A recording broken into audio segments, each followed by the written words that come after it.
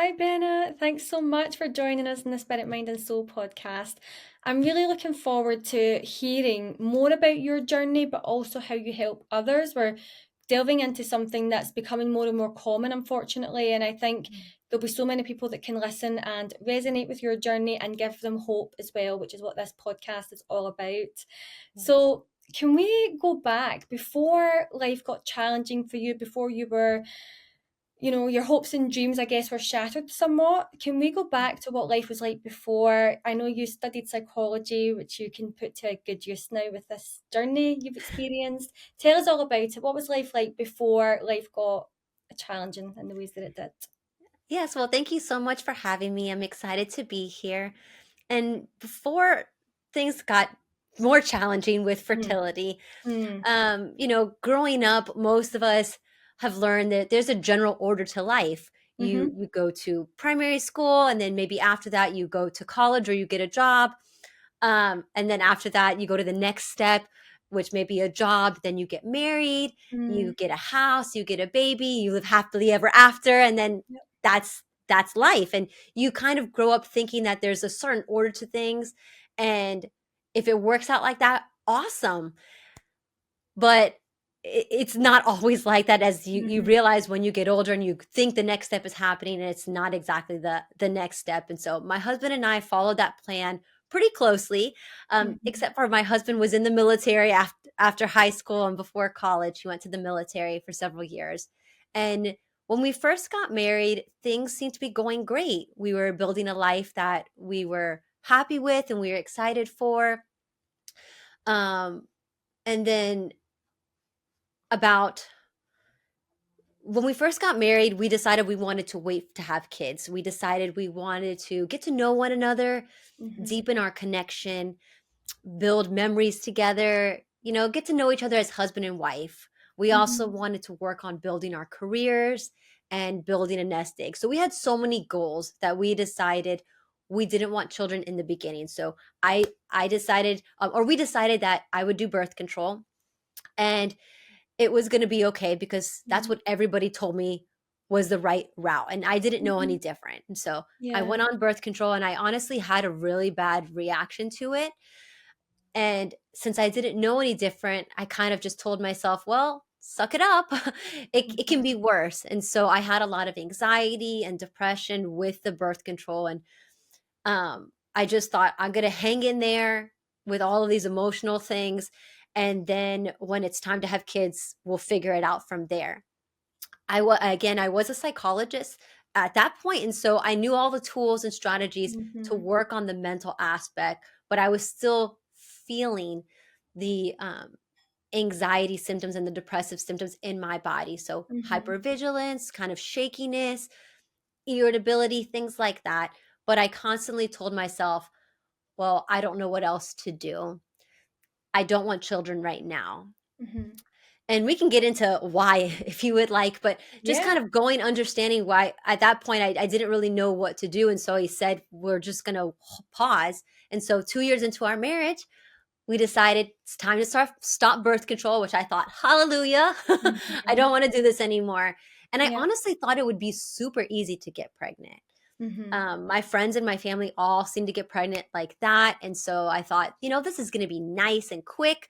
I even started looking at strollers and pregnancy clothes and high chairs and all of these baby products, thinking that it was going to be so fast. And month after month, nothing was happening. Mhm. And I didn't get it.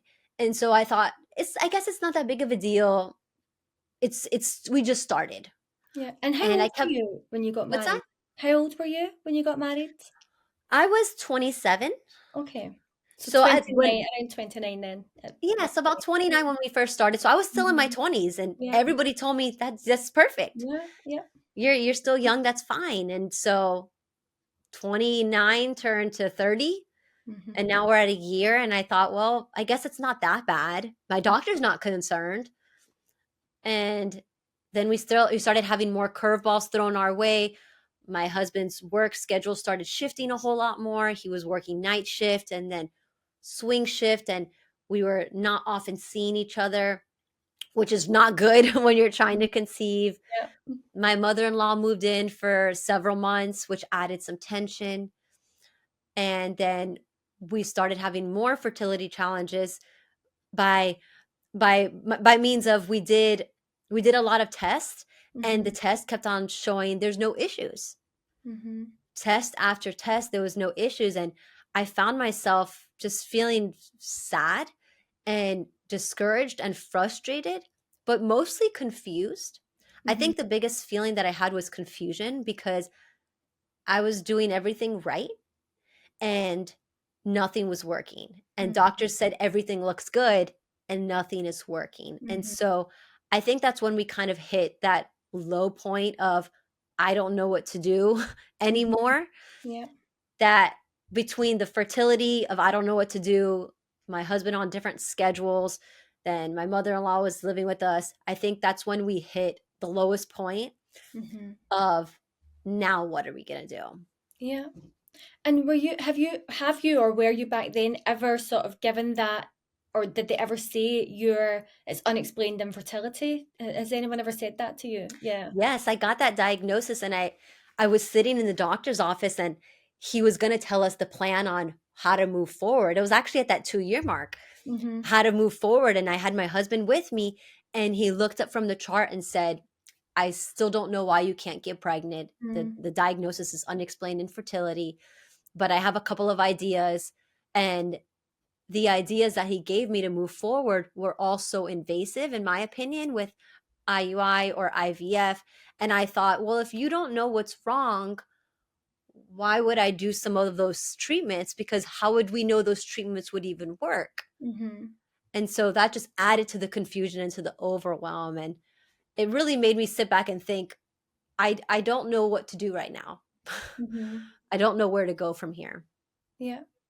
Did you ever go down any alternative routes, IVF, or have you ever, or what was your thoughts around that? Were you against that, or what's Yeah, your? so I did do the ovulation induction. So I Mhm. was prescribed Clomid for 5 cycles, Mhm. and none of that worked. Um, Mhm. they said that it did help with progesterone. It did show that I was ovulating, but nothing stuck. And then when they recommended the other stuff, my husband and I didn't feel comfortable doing the other ones because if this didn't work and you still don't know what's going on, how can you guarantee? I mean, you can't guarantee anything, but Mhm. how do we know these would even work in the first Mhm. place if we don't even know the mechanism of which why I can't get pregnant? And so we Mhm. decided to go an alternative route and we did functional medicine for a couple of years to try to find the root cause of some of the Mhm. things that were going on in my body. Mhm. And that helped with some areas, but still no baby. We Mhm. went to a couple of other different practitioners, but it was one of those odd things where I would go to a doctor and we would be making progress. And then when we would finally get to the treatment plan, I, I went into the room and it was a new doctor and they said, that doctor no longer works here. Let's start over from scratch. And that Frustrating. happened a few times. And I thought, I can't keep starting over from scratch. Mhm. We Mhm. need at some point in time to move forward. Mhm. Yeah. And I mean, how do you even cope with that? You mentioned obviously being a psychologist, you did have the tools, I guess the knowledge to help get you through those times and those emotions that you were feeling. But I Yeah. mean, how do you cope when you're hit with something that you're not expecting your Yeah. life to take that path? You, like you said, you thought it would be easy. How do you cope with that? How do you navigate that Yes. productively? So when a lot of that stuff came to a standstill, that couple of years, the 2 years after trying to conceive, and again we're 4 years into our marriage, Mm-hmm. my husband and I found ourselves sitting at the dining room table having a hard conversation about what we should do next. Mm-hmm. And we were trying to figure out what was going on in our relationship and our marriage and with the fertility and with all of this stuff going on. We realized we were neglecting our relationship and all of the things that we were doing.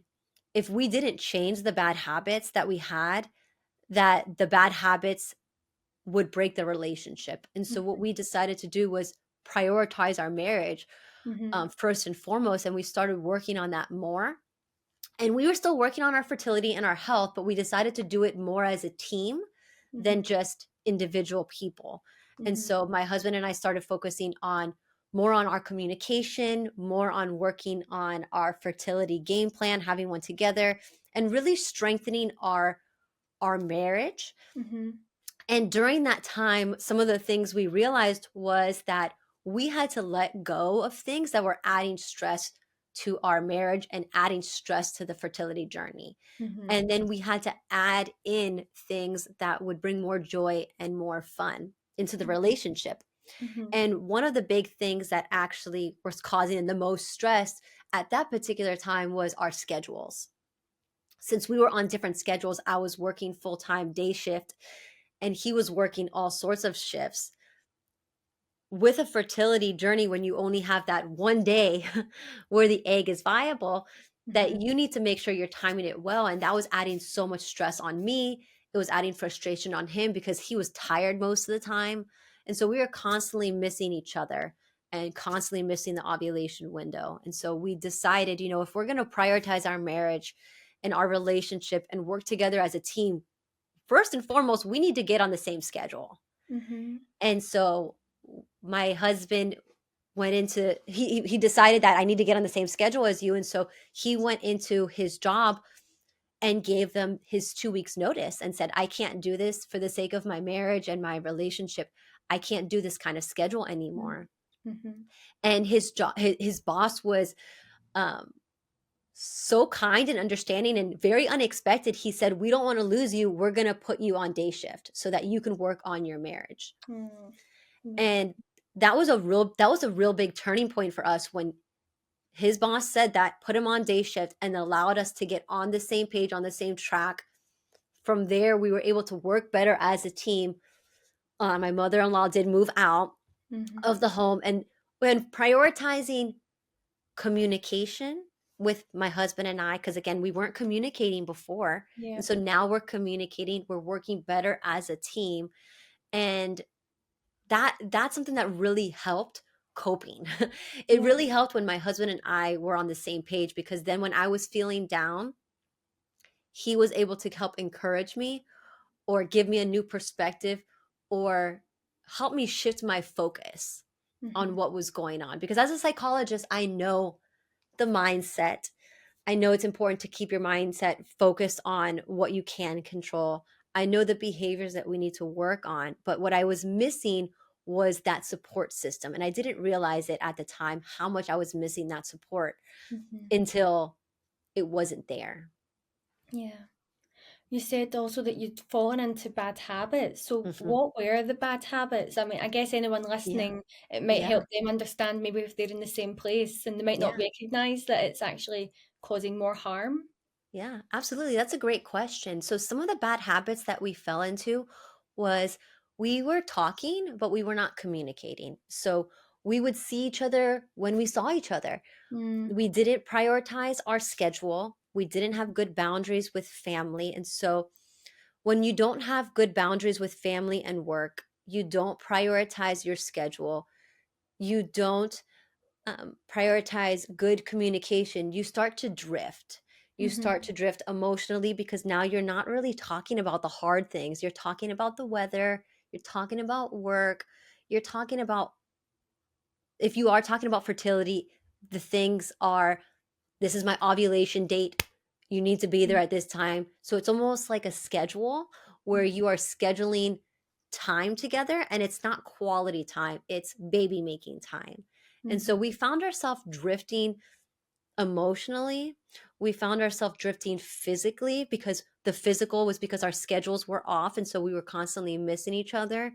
We Mhm. found ourselves drifting spiritually. And so with those things, there were a lot of bad habits. Again, the bad habits were we we were focusing on ourselves, not each other. We weren't really talking. We weren't wanting to do that anymore. We Mhm. stopped scheduling date nights and date activities. We didn't have dinner where we would sit down and talk. We might have dinner where we watch TV or dinner on our own. And so all of these things if you look at it from, like, I look at it now and I think, wow, those are a lot of red flags, where again, allowing people to take priority, or allowing things to take priority over the marriage. And Mhm. so some of those are some of the bad habits that we got ourselves into, and those are some of the bad habits that I commonly hear couples talk about as well, where they stop talking about big things Mhm. and they stop prioritizing spending time together, quality time, and they just think it's just another day. Check, I said hi to you. Check, we had baby making time, and that's it. Mhm. And obviously, then there's the emotions that you Yeah, yourself, it might not be shared emotions. I don't yeah, know if you find, I know you work with couples now, on their own journey, yeah. fertility journeys. I guess there's going to be feelings of shame, anger, frustration. How do you cope with them on your own and together? How do you cope with them? Yes. So with that, over the course of my 7-year journey, what I have learned to do with emotions, um, especially the heavy emotions, the Mhm. guilt, the shame, the embarrassment, the frustration. Um, what I have learned is to allow myself to feel them and to Mhm. process them. And Mhm. sometimes it takes giving myself a mental health day. And Mhm. sometimes it takes giving myself a mental health hour. And if I feel those emotions, and let's say I feel like I'm going to cry, or I get overly emotional, and I would take that a mental health day. Mhm. The mental health day might involve crying for about an hour, or however long it takes me to allow myself to get those emotions out. I Mhm. might start journaling the feelings and journaling the thoughts.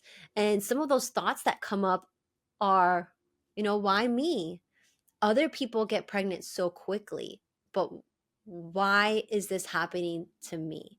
And just really allow myself to think about that. The thoughts that you have, Mhm. and you say, I don't have time to think about that. I'm just going to kind of push it down. But actually take moments to allow yourself to feel the why me, Mhm. allow yourself to think about it and really connect the dots. And, it's okay that dots don't always connect, because if they could connect all the way, you would know the answer. Yeah. But really come to terms that dots aren't always going to connect. You're not going to always have the answer of why me.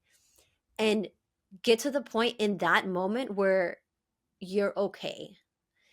Getting to the point where you can process those feelings, you can answer all those questions, you can allow yourself to feel the guilt and the shame, but come through it on the other side and say, at the end of the day, I'm okay. Mhm. At the end of the day, this is not my fault.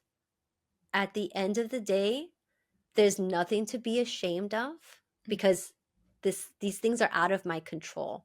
And because you're able to go, and again, it's taken me many years to get to this point, but when by allowing yourself to feel it, you're able to go through it. And when you're able to go through it, you almost move from that overly emotional, I'm crying and I can't get out of this hole, to Mhm. realizing, once I allow myself to go in the hole and the cloud comes out and Mhm. over you, it eventually passes. And you can Mhm. sit there and think in more of a subjective way to say, I'm okay. I'm really okay. And the only way you get there is to allow yourself to go in there. So, mental health days or mental health moments is something that I've done and I do.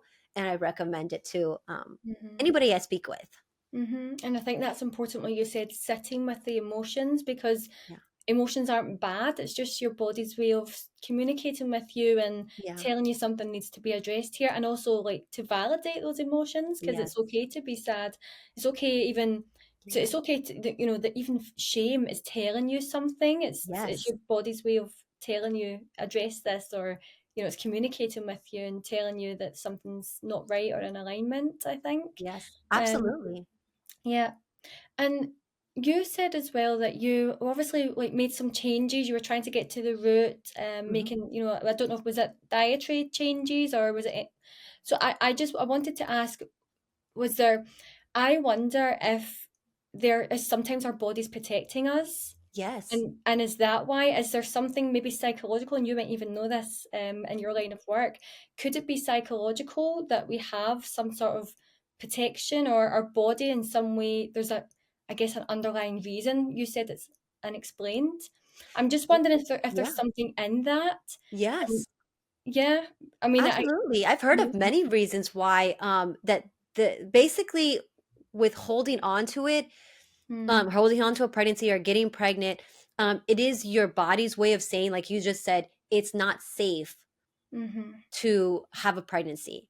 And mm-hmm, I think understanding that gets you to a deeper level of saying, okay, why is it not safe? Is it yeah, not safe because of emotions? And for some people, it's mm-hmm, not safe because they're still going through certain emotions and their body is saying, you're holding on to certain things that you need to let go of. mm-hmm, And so it's not safe because you're holding on to it. For some people, the body might not feel safe because there's genetic issues or there are hormone issues, and the body will prioritize you mm-hmm, over a baby, yeah, because once you get pregnant and you're holding on to a pregnancy, the the the biology, the way that it works is that everything starts to prioritize the baby. mm-hmm, And so your body is saying, if you can't s- handle what's going on with you, we can't take all of this reserve and give it to a baby because then you're not going to make it. mm-hmm, And so it is a way of your body protecting you.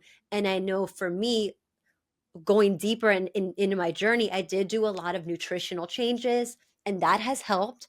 But mm-hmm, again, not the root cause for me. mm-hmm. I did go through a lot of detoxes, like heavy metals, plastics, and steroids, things like that. And that did take a lot of barriers away and improved a lot of symptoms, but still not the root cause. Mhm, And so, what I've been learning is one of the root causes that I've been experiencing, I'm actually in the process right now of fully healing, is my immune system.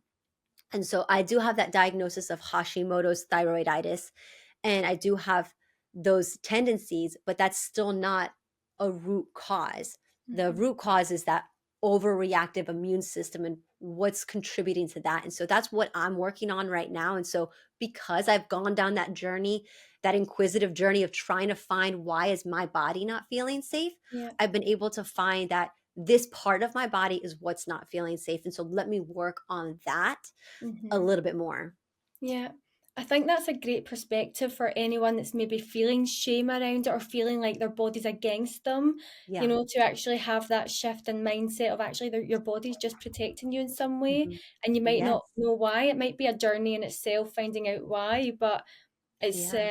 yeah, I feel like even with illness as well, our body's not against us. It's, I guess, communicating with us to keep it. It's doing whatever it can in that moment to Yes. keep us safe. Yeah. Yeah, I mean, if those exact words, if you even flip it to what it is, your body is not against you. Your body is Mhm. actually for you. Yeah. And so when we start to realize your body is for you, like you had mentioned with emotions, why are you feeling all of those emotions? It's because your body is saying you need to deal with them. Mhm. You need to process them.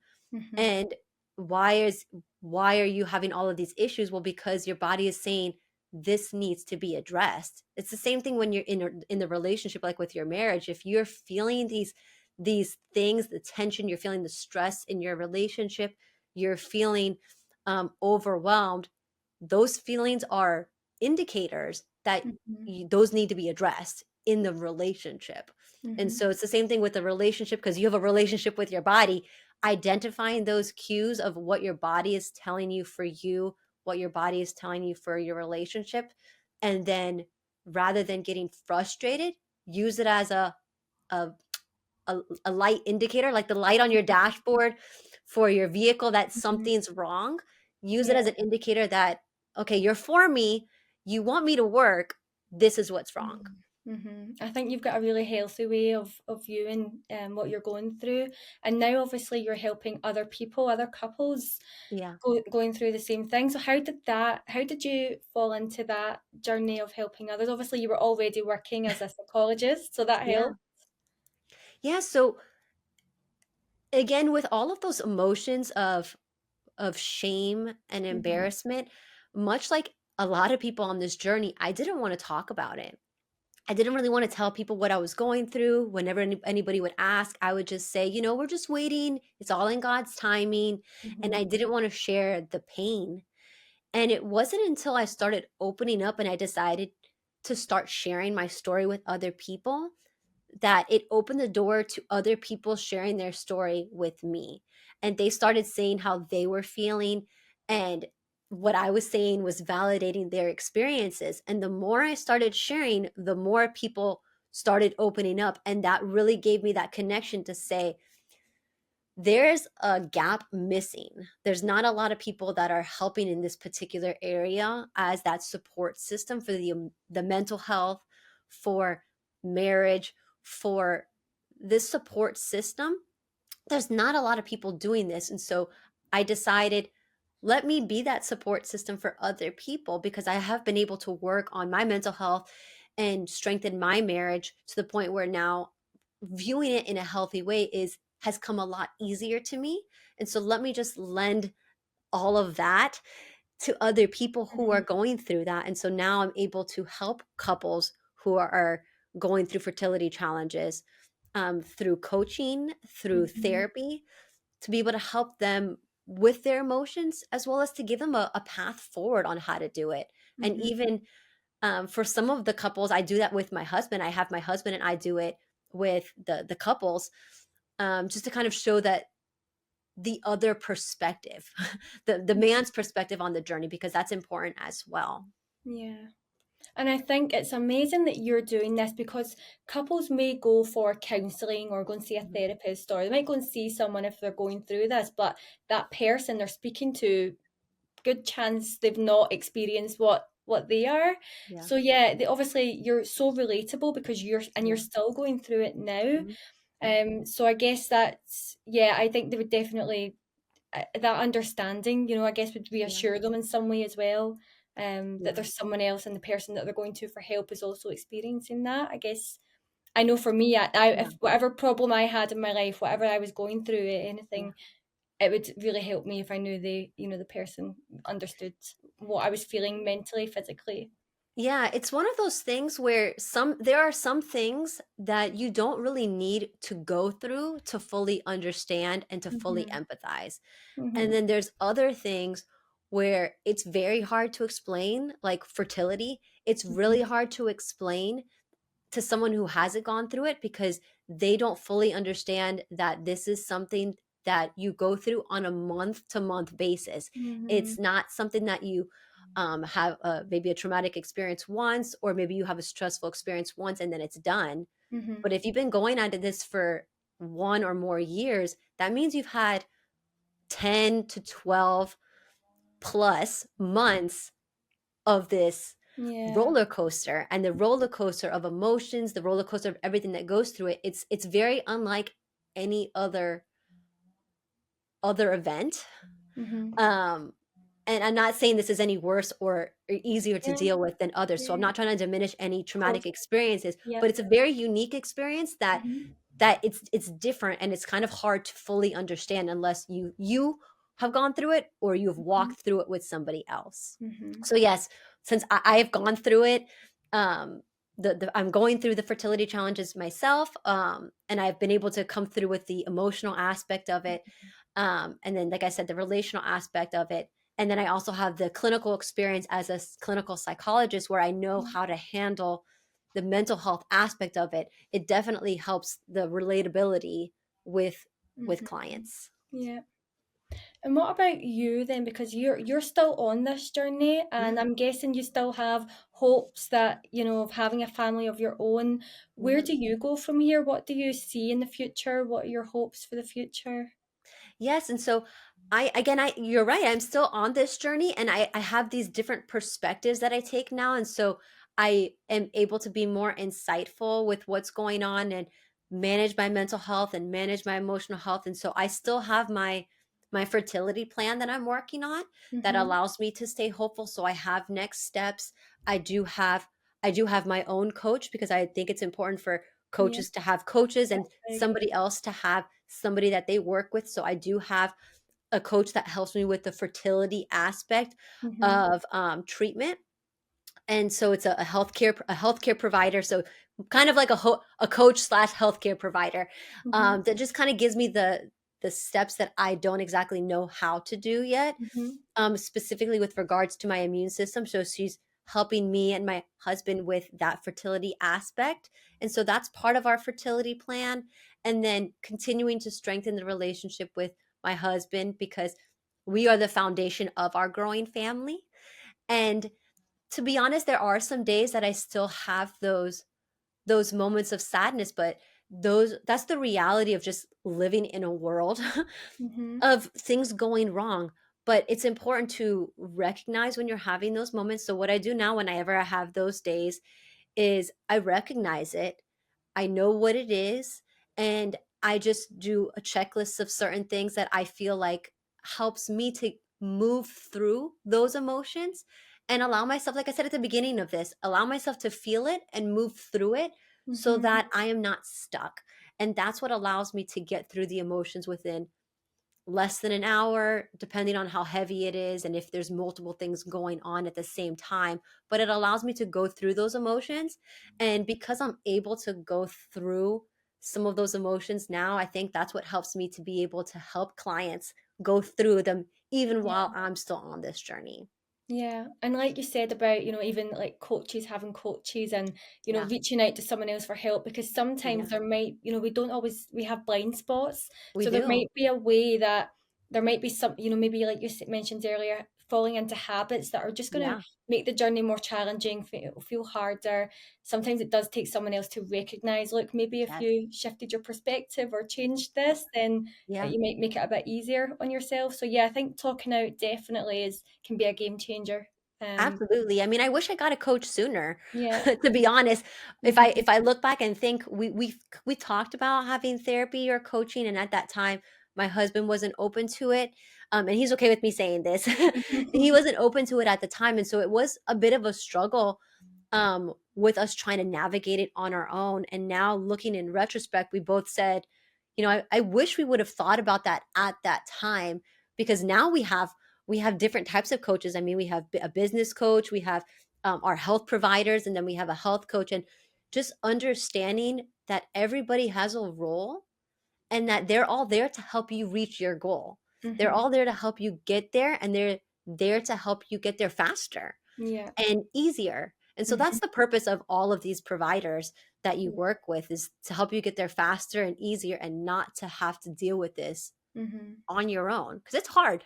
It's Yeah. really hard doing it on your own. And I mean, Mhm. it's like, again, falling into a hole, and it's too hard to get up there. So you have to try to figure out how to make your own way, rather than just saying, hey, can someone just put a rope or Mhm. a ladder, and then you walk out. Mhm. Yep. It's That's what help support as does. well. Yeah. And having the support. Mhm. Yeah. Yeah. So how can people come and firstly, obviously follow your journey? I'm sure there will be lots Yeah. of people that want to come and follow your journey from here. Yeah. And also anyone who may be going through this or maybe in the future, have these challenges, how can they come and get in touch with you? What is it a program that you do? Is it one Yeah. to one? Yeah, tell us all about your work and how people can work with you. Yeah, so on my website, encourageandempowerwellness.com, we offer, my husband and I offer a couple of services together, and then I also offer some on my own. Mm-hmm. And so we have couples coaching programs, and we'll decide which one is a good fit for you. So if you're interested in a coaching specific coaching program, then you would there's a link on there that says I'm interested, and we'll schedule a time where we can connect and see what areas you're struggling with and how we can help you move along that journey, and if our programs are a good fit, because our programs do have specific steps that we help you follow through, whether if it's you want to strengthen your marriage. That's our premier program to help you strengthen your marriage so that Mm-hmm. you can build that foundation for your growing family. And if you want someone to just come alongside you in your fertility journey, and you say, our marriage is good right now, but we just need someone that gives us that extra support as we walk along this, we also have that program. And then we have a course. If you just want to work on it yourself, strengthening your marriage, we have a course. And we also have um, therapy, individual or group, not group, individual or couples therapy, and that Mm-hmm. would be with myself. I am a licensed clinical psychologist, And so we do have a couple of different avenues that you can work with us. And if you're interested at all, I would just recommend scheduling a brief meeting and we'll talk about what concerns you have and how we may be able to help. Yeah. I'll leave the link for that for someone. They can just come and have like a connection call and chat with you Yeah. about possibly Yeah. working together. Yep, I'll leave the link for that. And Yeah, and then that call is social, absolutely free, and I just wanna help be able to help you, so even after that call, I definitely give tips on how to move forward, so even if you don't yeah. work with us, you will leave that call with some tips on how you can take your next step. Yeah, that's amazing. Thank you for that. And Yeah. also social media, I'll leave it all in the description so people Oh, can yeah, social come and media. yep, they can come and follow your journey from Yes. now on. I know you share a lot about your journey and I guess tips as well to help people who are navigating that. So Yes. thank you. Thanks so much for sharing. I know it's a really personal journey and it's not like, it's ongoing. So I know that it's I'm just grateful that you came and you shared with me and with my audience. I think there's so much value in what you shared. I think Yes. anyone going through this will be able to take so much from what you shared. So I appreciate you sharing that personal story with us. Thank you. Thank you so much for having me. And as a final send off, I just want to encourage anybody who's listening to not lose hope. I mean, Yeah. you see in my journey, it's been over 7 years, but I haven't lost hope. I do believe that, I mean, I will come back one day on this podcast or we'll give an update on her website to say, Yeah. I have my children that I have been able to conceive and deliver naturally. And so I want to encourage you not to lose hope because Mm. your children are coming. Yeah, I will definitely be keeping an eye and sharing any good news, any updates. I'll definitely share. So yeah, I'm Yes. looking forward. I have hope too. So Yes. And yeah, thank you so much for having me on this podcast. I've you're enjoyed our welcome. I conversation. know, me too. Thank you so much. Thank you.